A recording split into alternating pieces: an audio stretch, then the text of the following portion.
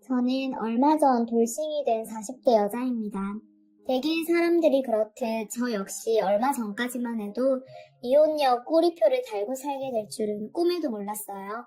저와 남편은 7년 전 본사 직원과 외주업체 직원으로 만났어요. 당시 전 방송 관련에 근무하고 있었죠. 홍보 브로셔 작업을 외주업체에 맡기게 됐는데 그 업체가 바로 남편이 다니던 광고 회사였어요.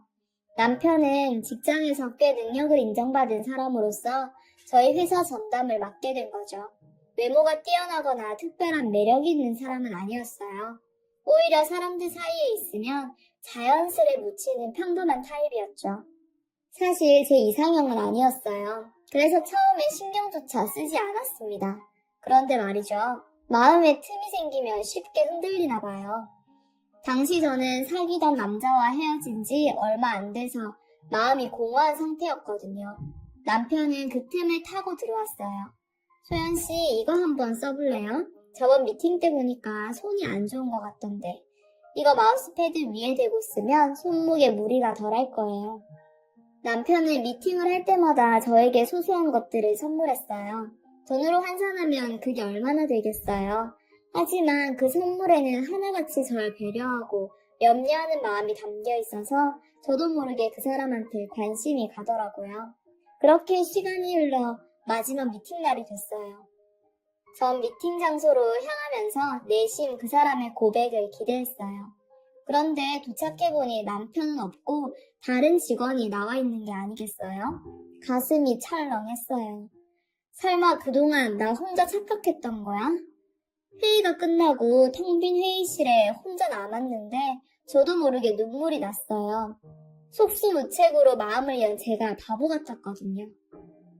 그때 회의실 문을 열고 남편이 들어왔어요. 소연씨, 다행히 여기 계셨네요. 제가 너무 늦어서 안 계시면 어쩌나 걱정했는데 이거 소연씨가 갖고 싶다고 했던. 소연씨, 지금 울어요?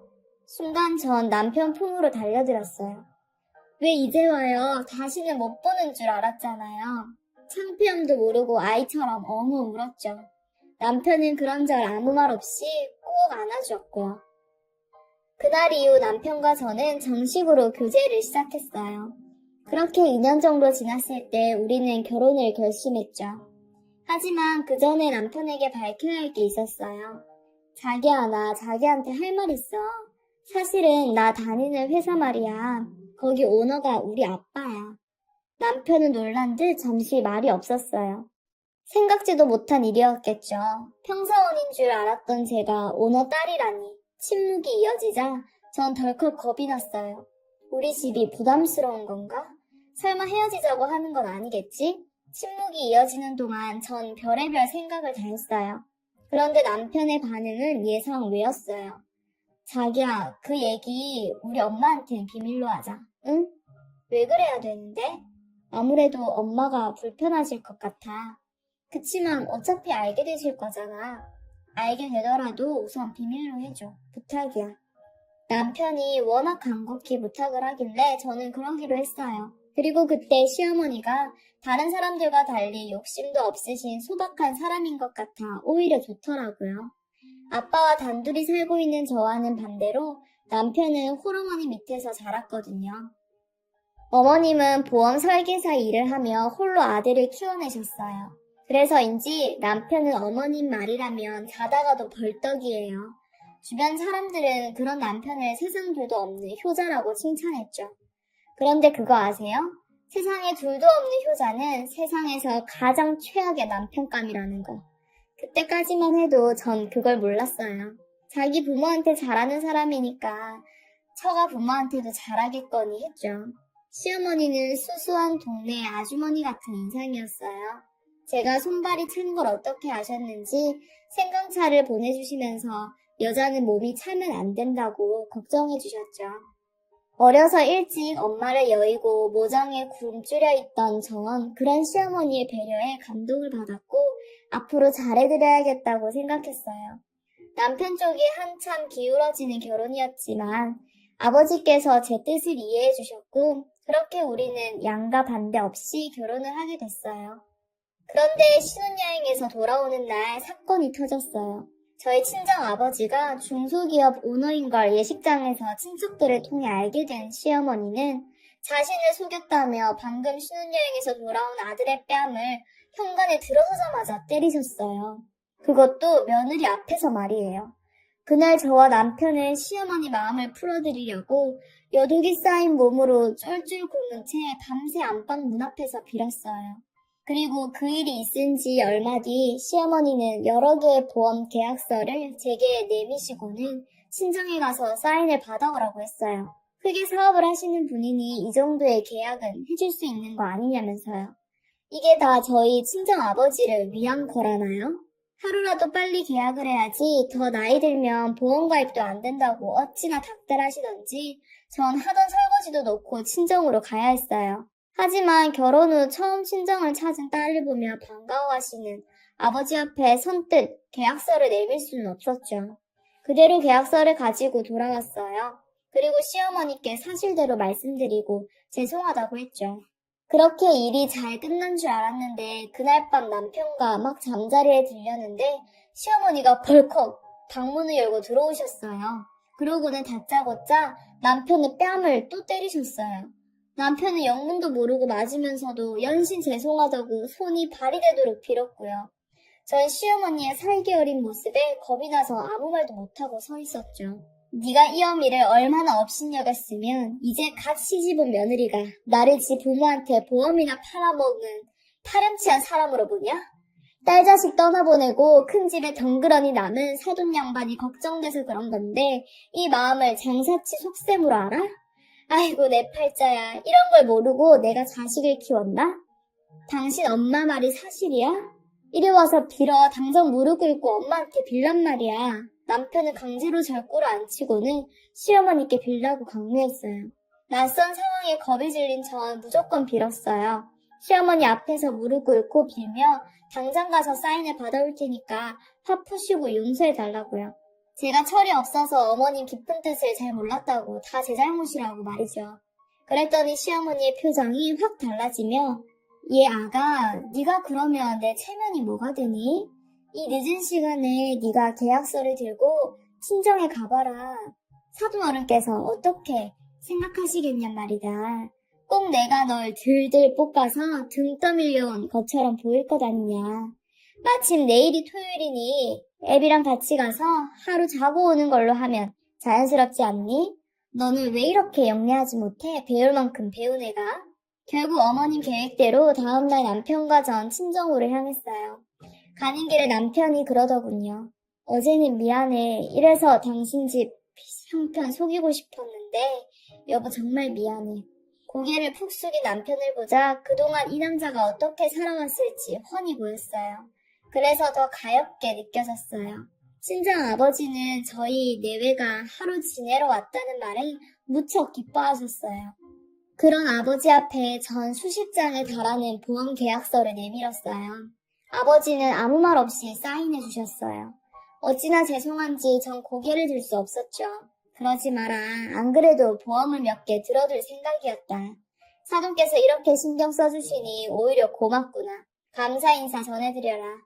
그렇게 저희 친정 아버지로부터 다량의 보험 계약을 따낸 시어머니는 한동안 별 문제 없이 잘 해주셨어요. 하지만 그 후로도 크고 작은 일들이 있을 때마다 시어머니는 제가 보는 앞에서 남편에게 폭언과 폭력을 행사하셨고 그 상황을 차마 지켜볼 수 없었던 전 친정으로 달려가 돈이며 시어머니가 원하는 모든 것들을 시댁에 퍼나르기 시작했죠. 그런 악순환은 얼마 전까지도 이어졌어요. 그런데 세계 경제 불황으로 환율이 요동치면서 주로 수입 자재를 사용하는 저희 아버지 회사가 휘청거리기 시작했어요. 아버지께선 자신 소유의 부동산과 증권을 정리해 하청업체에 대금을 지불하고 직원들 월급부터 챙겨주셨죠. 하지만 이미 기울어진 회사는 회생 기회가 보이지 않았어요. 그래도 끝까지 회사를 살려보려 사방팔방으로 뛰어다니시던 아버지는 음주운전 차량에 치여 교통사고를 당하셨습니다. 아버지의 의식이 돌아오기도 전에 회사는 결국 다른 업체에 넘어가 버렸어요. 회사를 살려보려 수십억 자산도 쏟아부었던 아버지는 결국 깨어나지 못한 채 세상을 떠나셨고요. 그렇게 전 한순간에 고아가 되었어요. 경찰서에서 조사하는 과정에서 아빠 이야기를 들었어요. 회사가 어려워진 후 아빠의 수고는 제가 상상하던 이상이었습니다. 아빠는 그런 상황을 저한테까지 상세히 알리지 않으셨죠. 저 사느라 바빠서 그런 아빠 상황도 잘 몰라 돌봐드리지도 못했는데 제 탓인 것만 같아 살고 싶지 않았고 그렇게 먼저 가신 아빠가 보고 싶기만 했어요. 장례는 다행히 회사분들이 도와주셔서 큰 문제 없이 치를 수 있었어요. 그런데 저와 슬픔을 나누고 함께 성주 노릇을 해야 할 남편이 콧배기도 보이지 않는 거예요. 전화도 꺼진 채 말이죠. 저와도 연락이 되지 않는 남편 소식을 시어머님이 알고 있더라고요. 남편이 급하게 회사 일 때문에 출장을 갔다며 곧 올 거라고 하셨죠.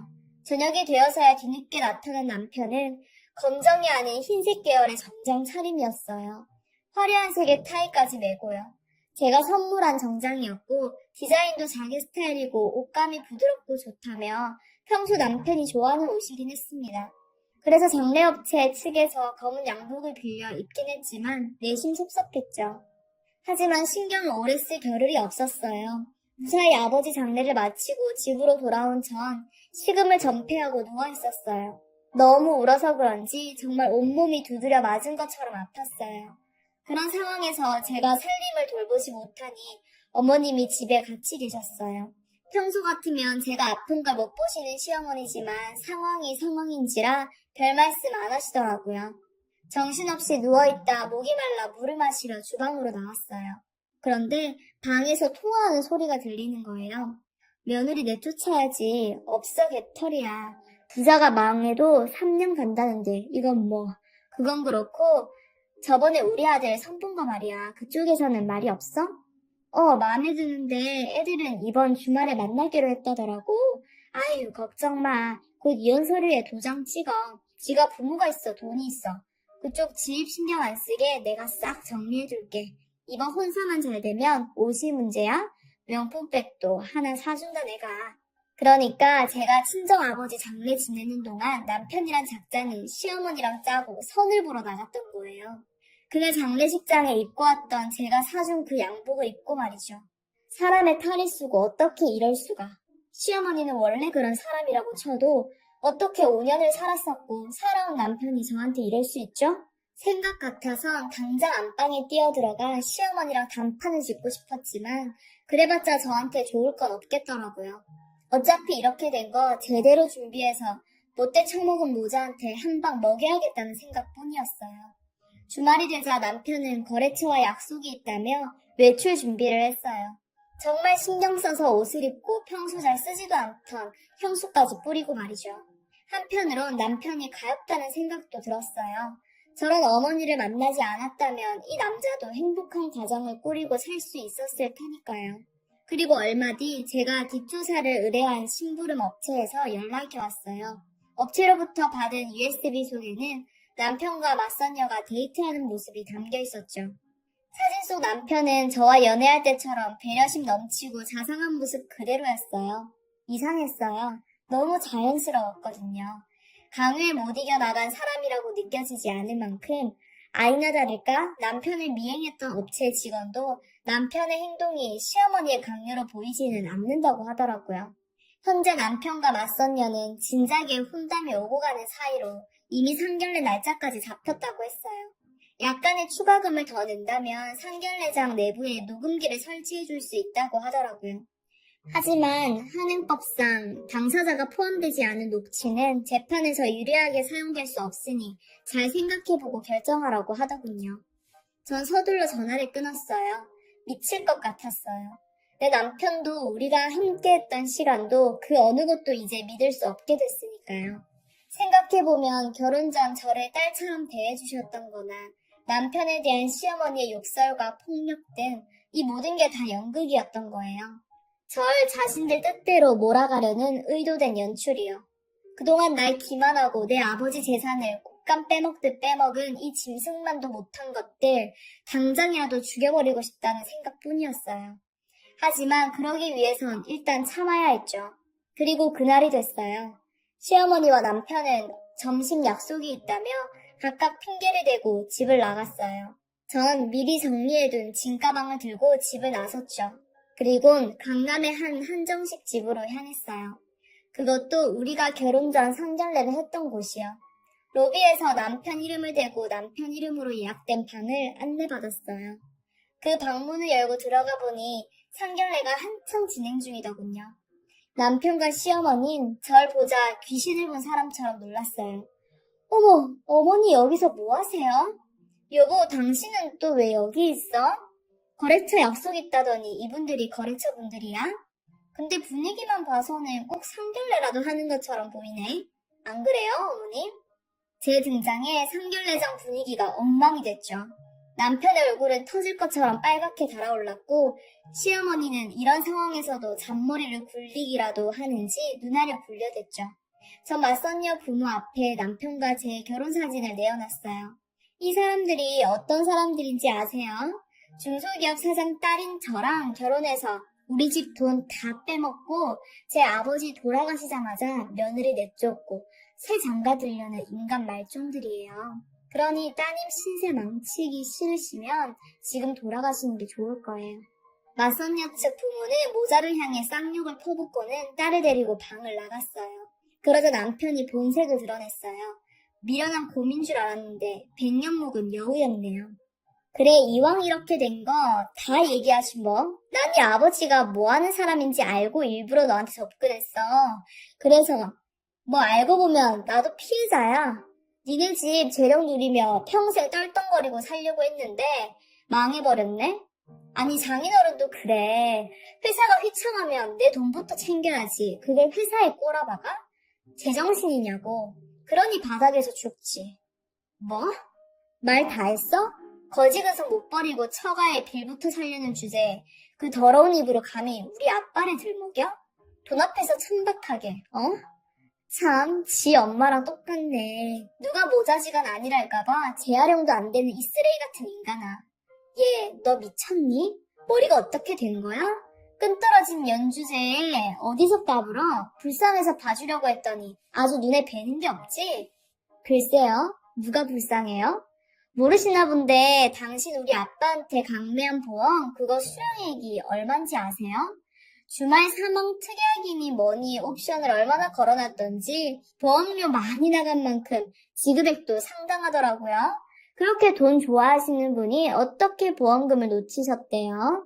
눈앞에 돈 쫓느라 정작 큰 거 못 보셨나봐요.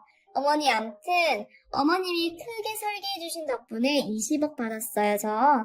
뭐? 20억? 너 설마 그 돈 혼자 쓰려는 건 아니지? 나 아니었으면 그런 큰 돈 어림도 없다. 너 애 아가 세상에 너한테 가족이라고 우리밖에 더 있니? 지난 일 있고 우리 앞으로 일만 생각하자. 서운한 게 있었다면 마음에 담지 말고 풀어. 어? 내가 다 받아주마. 정말요? 안 그래도 제가 너무한 거 아닌가 생각했는데 어머니께서 그렇게 말씀해 주시니 마음 놓고 풀게요. 저 이제 어머니 며느리 그만할래요. 저희 사람이랑 이혼할 거고요. 위자료 소송도 할 거예요. 그래서 당신들이 나한테 한 짓 하나도 빼놓지 않고 돈으로 쳐서 받을 거예요. 증거도 있고 기발분 사진 몇 장으로 위자료 청구가 가능해요. 그래서 준비했어요. 여기 오늘 이 자리에서 있었던 모든 내용들이 담긴 녹음기예요. 제 목소리까지 생생하게 담겼으니 증거 채택에도 문제 없겠네요. 그리고 저 이미 소송도 걸었어요.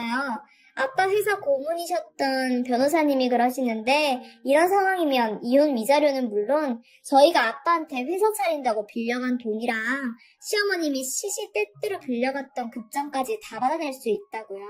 저희 아빠가 사업가는 사업가셨더라고요. 그동안 당신한테 빌려준 사업 자금, 어머니께서 빌려가신 급장까지 하나도 빠짐없이 장부에 기록해 놓으셨더라고요. 빼도 박도 못하게 말이에요, 어머니. 결국 시어머니는 뒷목 잡고 쓰러졌고 그 와중에도 남편을 혼자 살겠다며 제 앞에서 무릎을 꿇고 살살 기더라고요. 이게 다 엄마가 꾸민 짓이라고 자긴 정말 날 사랑한다고 눈물 콧물까지 짜면서 거짓말하는데 정말 끝까지 최악이었어요. 전 요즘 이혼 소송부터 위자료 청구 소송, 사업자금 반환 소송까지 법원 문턱이 닳도록 뛰어다니고 있어요. 하지만 5년간의 결혼 생활을 돌이켜보면 적어도 지금이 그때보다는 수백 수천 배 더 행복하다고 자신해요. 며칠 후면 위자료 소송 결과가 나올 거예요. 변호사님 말씀이 액수가 문제지 승소는 걱정 말라고 하더군요. 뭐 많이 받으면 좋긴 하겠죠. 하지만 그보다는 사람의 마음을 가지고 장난치는 인간들은 결코 해피엔딩을 맞을 수 없다는 걸 법원 판결을 통해 똑똑히 보여줬으면 하는 마음이 더 커요. 이렇게 사연이 적다 보니 속이 시원하면서도 한편으론 허망하기도 하네요. 부디 여러분께서는 사랑에 속는 일 없이 행복하시길 바랍니다. 지금까지 긴 글 읽어주셔서 감사합니다.